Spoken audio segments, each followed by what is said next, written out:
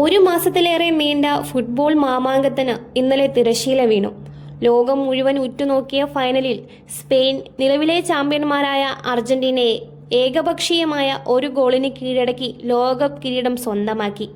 സ്പെയിനിന്റെ രണ്ടാം ലോകകപ്പ് കിരീടമാണിത്. സ്കോർ ലൈൻ മാത്രം കണ്ടാൽ ആവേശകരമായ ഫൈനലാണെന്ന് തോന്നും.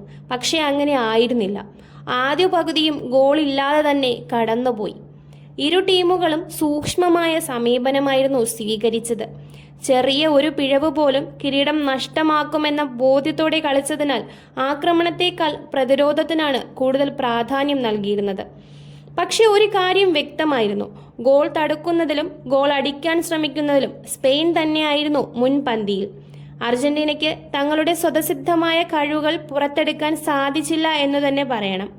പ്രതിരോധത്തിൽ അവർ ഉറച്ചു നിന്നിരുന്നുവെങ്കിലും മുന്നേറ്റ നിര പലപ്പോഴും നിശബ്ദമായിരുന്നു.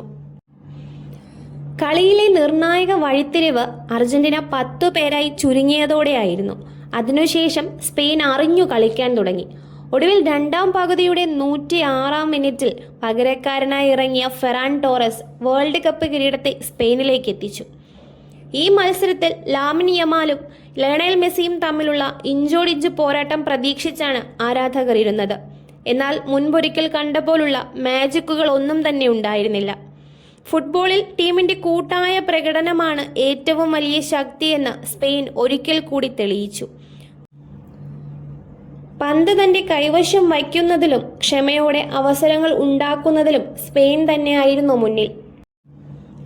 ലഭിച്ച അവസരം കൃത്യമായി സ്പെയിൻ മുതലാക്കിയപ്പോൾ അർജന്റീന സമനിലയ്ക്കായി പരമാവധി ശ്രമിച്ചുവെങ്കിലും സ്പാനിഷ് പ്രതിരോധ നിര ഉറച്ചുനിന്നു.